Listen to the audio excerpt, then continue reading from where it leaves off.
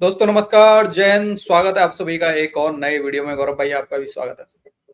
जय हिंद दोस्तों। तो गौरव भाई आज बड़ा ही खतरनाक न्यूज सामने आ रहा है कि पाकिस्तानी एयरफोर्स निकल चुकी है अपने JF-17 थंडर लेके इजराइल पे हमला करने के लिए।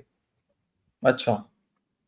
हाँ, और तो साथ में मतलब उसने कहाँ? बयान दिया कि यार मतलब जो अरबी अरब देश हैं ये सारे के सारे अब पाकिस्तान से मतलब पाकिस्तानी एयरफोर्स से मदद लेंगे। और जिनका इनका सारे का सारा एयर डिफेंस सिस्टम वगैरह सब कुछ पाकिस्तानी फोर्स जो है वही संभालेगी। पाकिस्तानियों के अच्छा। मतलब जो बोल रहे हैं ना पाकिस्तानी, उस हिसाब से तो मुझे यही लग रहा है कि गौरव भाई आज या कल में बहुत जल्द पाकिस्तानी एयरफोर्स हमला कर देगी इसराइल के ऊपर। वाह, क्या बात है। हम्म, बहुत चलो बढ़िया यार। दिखाते हैं नहीं, पाकिस्तानियों का हम भी जज्बा। Of camera DC of camera हम भी यही बात कर रहे थे यार कि एक बार पाकिस्तान निकल जाए यार, निकल जाए। हम्म, बस हाँ यार, ऊपर वाले से देखते हैं प्रार्थना यार करते क्या हैं प्लीज यार, एक बार एक बार थोड़ा बहुत तो इनके अंदर है, इतना तो जज्बा दे दो कि ये निकल पड़े, आज ही रात को निकल पड़े इसराइल पे अटैक करने के लिए। खैर गौरव भाई दिखाते हैं भाई लोगों को। भाई लोग वीडियो पसंद चलो। आए तो लाइक शेयर, चैनल को सब्सक्राइब जरूर कर लेना भाई। चलो। नहीं है ये इजराइल का हमला जो कतर के ऊपर हुआ है, और अब लगता ही है कि पाकिस्तान और इजराइल आमने सामने आने वाले हैं। जी, मुझे ये लगता है, चुड़ैल की मेरी ये खबरें हैं कि पाकिस्तान और इजराइल जो हैं इनकी एयरफोर्स का टाकरा होने वाला है। वो क्या, पहले आपको मैं पूरी तफसील बताता हूँ। देखिए, जब से कतर के ऊपर हमला हुआ है ना, कतर तो हिल गया और पूरा मिडिल ईस्ट हिल गया है, क्योंकि बेसिकली इनके पास क्या है, इनके पास पैसा है, बात चाहते हैं और अपना ये हर वेस्टर्न ताकत को खुश रखते हैं, उसका उसके यहाँ इन्वेस्ट करते रहते हैं और उसकी इन्वेस्टमेंट अपने यहाँ लाते रहते हैं। लोग बड़ी अजीब गलत फहमियों का शिकार है, कहते हैं जी कतर के कई ट्रिलियन डॉलर अमेरिका में इन्वेस्ट हैं, अगर वो निकाल लेगा तो अमेरिका क्या करेगा और अमेरिका हिल जाएगा, ये वो। आपको बताऊं, कतर की इतनी हिम्मत होती तो वो अमेरिका के एयर बेस को ही बंद कर देता जहां से लोग उठे और रिफ्यूल करके चले गए इजरायली जहाजों को। उसकी तो इतनी हिम्मत नहीं है एयर बेस को बंद कर दे। तो जिसने कुछ करना होता है वो पहले दिन ही कर लेता है।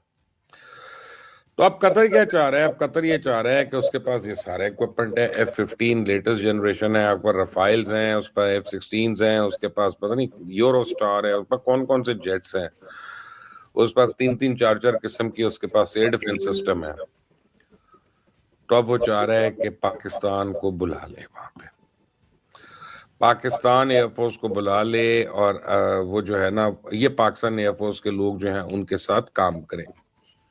और उनको पता है कि ये वाहिद वाहिद मुल्क है पूरे इस्लामी ममालिक में कोई जो इसराइलियों से झप नहीं खाता, बल्कि पाकिस्तान एयरफोर्स की हिस्ट्री है, ये इसराइलियों को मार चुके हैं पहले भी। 70s में 4 पाकिस्तानी पायलट थे, वो यहां से रिजाइन करके चले गए, सीरिया चले गए, सीरिया या जॉर्डन मेरा ख्याल है, और उन्होंने एयरफोर्स ज्वाइन कर ली। उनको कहा था कि भाई रिजाइन करके जाओ अगर जाना है, तो वो रिजाइन करके चले गए और उन्होंने जाके 2 इजरायली जहाज भी गिरा दिए। और ये मैं सुनी सुनाई बातें नहीं कह रहा, उनमें से एक को तो मैं जानता हूं। वो एक जो है एयर कॉमोडोर सफदर, वो रोज मेरे साथ बैठ के ब्रिज खेलते हैं भाईजान। बड़े सीनियर हैं, बड़े बुजुर्ग हैं हमारे, लेकिन गुस्सा उनका अभी भी वही है कि जो यार डीसी, मेरे को एक बात तो समझ में नहीं आता यार, मतलब हर बात पे पाकिस्तानी बिना सबूत करना। कहानी गढ़ने में कुछ सीखना हो ना, कहानी गढ़ना, कैसे कहानी गढ़ा जाता है, कैसे स्टोरी बनाया जाता है, झूठा स्टोरी। भाई पाकिस्तान से सीखो यार। मतलब कोई देखने वाला नहीं है, लेकिन खुद ही मुंह से क्लेम करता ना, अरे मैं तो गया था वहां पे 2-4 मार के, तो मैं तो यूं ही आ गया, मैंने तो वहां से ही फाइटर जेट पकड़ के गिरा दिए हैं। मैंने तो अपने हाथों अरे से यार लटक गया था ना जहाज पे। फालतू के यार किसी और के बारे में बोल रहा है, खुद ही बोल देता कि मैं खुद रिटायर, मैं खुद लड़ने गया था, ये बोल देता, हाँ, बोल खुद ही देता क्या क्लेम दिक्कत कर है। देता। खुद ही क्लेम कर देता है, उसमें क्या था, कौन देखने कौन जा रहा है। तो झूठ ही बोलना है। अभी ये एमएम आलम का नाम लेते हैं कि एमएम आलम ने 5 जहाज गिरा दिए थे विद इन पता नहीं कितने मिनट सेकंड, जो भी है। देखने कौन गया था पाकिस्तानियों के अलावा। खुद ही झूठ गढ़ना है इनको, झूठ बोल दिया, जैसे ऑपरेशन सिंदूर में झूठ कह रहे थे अभी। हम्म, तो इससे पता चलता है यार कितने झूठे लोग हैं ये लोग यार। खैर चलो। जो एक इजरायली को कुटने के लिए चाहिए होता है, क्योंकि ऐसा नटकेस ही करेगा ना, इसराइल को मारने चला जाएगा रिजाइन करके एयरफोर्स से।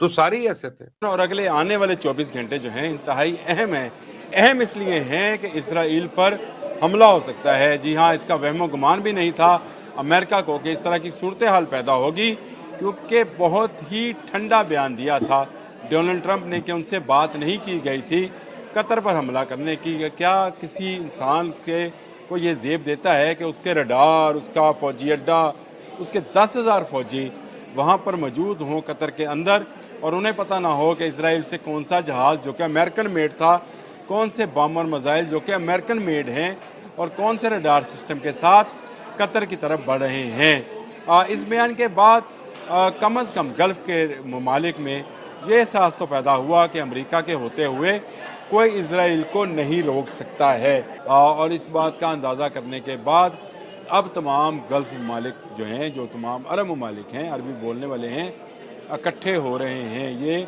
खुशाइंद बात है उम्मत मुसलमा के लिए, और सबसे खुशाइंद बात है कि पाकिस्तान इसमें लीडिंग फ्रॉम द फ्रंट है, क्योंकि पाकिस्तान एटमी कुव्वत है और पाकिस्तान वो मुल्क है जो हर किस्म का जदीद असला खुद बनाता है। और पाकिस्तान को आने वाले दिनों में इन्हीं गल्फ़ स्टेट्स से नए ऑर्डर्स भी मिलने जा रहे हैं। शनीद ये है कि JF-17 थंडर ब्लॉक 4 के लिए, जो कि स्टेल्थ टेक्नोलॉजी का जहाज़ है, उसके लिए ऑर्डर मिलने जा रहे हैं कतर से भी और सऊदी अरब से भी, क्योंकि दोनों मुल्क ये समझते हैं कि इसराइल में इस्तेमाल होने वाला अमरीकी असलहे के साथ जब वो कतर या बहरीन या सऊदी अरब में आएगा तो जहाँ पर मौजूद अमरीकी असला उसको इंटरसेप्ट नहीं करेगा, जिस तरह से नहीं किया है।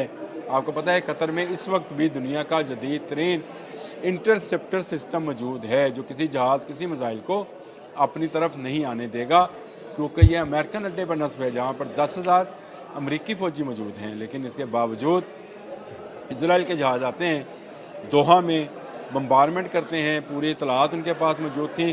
तो आज भी अगर कोई इजरायली एयरफोर्स को नथ डाल सकता है तो वो पाकिस्तान एयरफोर्स है। पाकिस्तान एयरफोर्स ही कतर का एयर डिफेंस सिस्टम ऑपरेट भी कर सकती है, उसको इंटीग्रेट भी कर सकती है फाइटर के साथ, मिसाइल्स के साथ, सिस्टम्स के साथ, और फिर एक बिफिटिंग रिस्पॉन्स भी दे सकती है। तो अब अगर ये है तो लेकिन अगर पाकिस्तानी जाते हैं वहां पे और जाना शुरू होते हैं तो इनको कम से कम 6 महीने से लेके 1 साल तक तो लगेगा, कि जिसमें आप समझें कि सारे इक्विपमेंट के ऊपर आपको अबूर हासिल हो जाए। लेकिन मुझे ये पता है कि पाकिस्तान एयरफोर्स और इजरायली एयरफोर्स का अनकरीब टाकरा होने वाला है, और मैं दुआ करता हूं कि इनको इनकी औकात याद करा दें पाकिस्तानी, क्योंकि पाकिस्तानी पायलट्स इनको बिल्कुल इस तरह मारेंगे जैसे आप खारिजदा कुत्ते को मारते हैं। मैं कहता हूं पाकिस्तानी पायलट्स की जो स्किल सेट है, और सबसे बड़ी बात बहादुरी है। ये कतरी तो डरपोक है ना, उनके जाने के 2 घंटे के बाद जहाज उड़ा रहे हूं, क्या हो गया, कहां चले गए, जा पीछे, नहीं जा सका तो बैठ जा नीचे, ऊपर क्यों निकला था। अब मैंने ड्रामा बस लोगों को दिखाने के लिए कि हम उड़े हैं जी पीछे और वो भाग गए जी, वो भागे नहीं, उन्होंने अपना टारगेट अचीव किया, निकल गए। उसके बाद वो पिकनिक करने आए थे वहां पे। तो Pakistanis are not like that. ये तो रिस्पॉन्स उसी रियल टाइम में ही मिल जाएगा। और पाकिस्तानीज अगर एयर डिफेंस पे हुए, बल्कि कतर को चाहिए वो जो एयर बेस है अपने 1-2 वो हवाले कर दे पाकिस्तान के। और सऊदी अरेबिया वगैरह को भी मैं अगर इन्होंने पाकिस्तान एयरफोर्स के हवाले कर दें अपने कुछ बेसिस वगैरह, तो इनकी बचत है, वरना ये अमेरिका इनको मरवा देगा। हे भगवान जी, यार क्या खतरनाक लोग हैं यार, है? अब सोचो अगर पाकिस्तानी इनके एयर डिफेंस सिस्टम पे आ गए तो उनका क्या हाल होगा। यार मुझे समझ में नहीं आता डीसी को इतना बेशरम कैसे हो सकता है यार। मतलब अगर पूरे इतिहास में 75 साल के इतिहास में कोई सबसे ज्यादा मार खाने वाला कोई फौज है तो वो पाकिस्तान का फौज है। एक भी जंग जो है आप कभी जीत नहीं पाए, अपने टारगेट को, अपने ऑब्जेक्टिव को कभी आप अचीव नहीं कर पाए हैं। जिस ऑब्जेक्टिव के साथ आपने जंगें लड़ी हैं हर बार मार खाई है, हर बार, लेकिन फिर भी इतने बेशर्मी के साथ जो है अब इजराइल एयरफोर्स से लड़ेंगे। बताओ सर, यार पता नहीं इन लोगों ने इसराइल को सोचा क्या हुआ है। पाकिस्तानियों ने जज्बे वाली कम है भाई। अगर इसराइल के एग्जिस्टेंस पर सवाल आ गया ना डीसी, तो 85-90 लाख के आसपास उनकी आबादी है, बच्चों को हटा दो, बूढ़ों को हटा दो, 10 लाख 12 लाख 15 लाख तो लोग होंगे कम से कम। वो सारे के सारे खड़े हो जाएंगे सर, और सब ट्रेंड है वहां पे। ऐसा नहीं है कि उनको सिखाना पड़ेगा कि आपको ट्रेनिंग चाहिए, वो 10 दिन के ट्रेनिंग में वो तैयार हो जाएंगे। तो इनको पता नहीं है अभी कि वो क्या चीज है। ठीक है, तो मैं चाहता हूँ, वैसे बाय द वे आइडिया अच्छा है, मैं चाहता हूँ कि पाकिस्तान जाए, करे ये काम।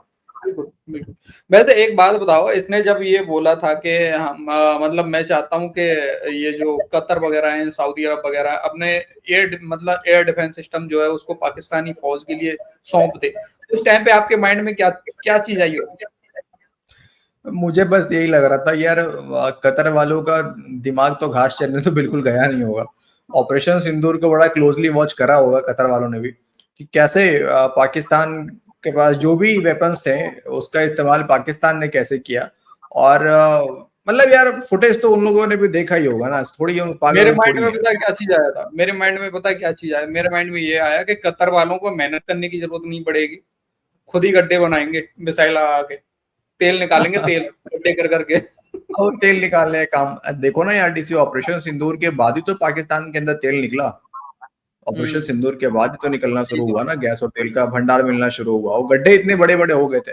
अच्छा बाय द वे, ये आसिम मुन्नी ने सिफा सलवार आसिम मुन्नी ने एक बयान भी दिया आज कि वो गरीबी के दिन चले गए, गरीबी के दिन चले गए, अब पाकिस्तान दुनिया का जो है वो टॉप इकोनॉमिक कंट्रीज में शामिल होने वाला है।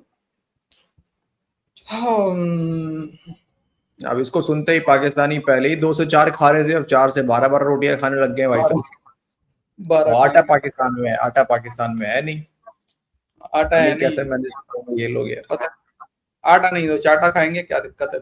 कुछ न कुछ तो खाएंगे ही। हाँ, फिर गैस छोड़ो, गैस गैस तेल तेल पिएंगे, गैस निकलेंगे। गैस निकलेंगे, गैस कैसे निकलेंगे? अरे पेट में थोड़ा गैस, आगे। वो पेट में गैस हो जाता है तो फिर खाने का मन नहीं करता है ना ज्यादा। हम्म। आगे छोड़ो भाई लोग, आपको कुछ बोलना हो इस वीडियो के बारे में अपनी राय कमेंट सेक्शन में जरूर देना। वीडियो पसंद I like share and channel को सब्सक्राइब। बाकी मिलते हैं किसी नेक्स्ट वीडियो में। जय हिंद गौरव भाई, एंड जय हिंद सभी भाइयों को। जय हिंद दोस्तों।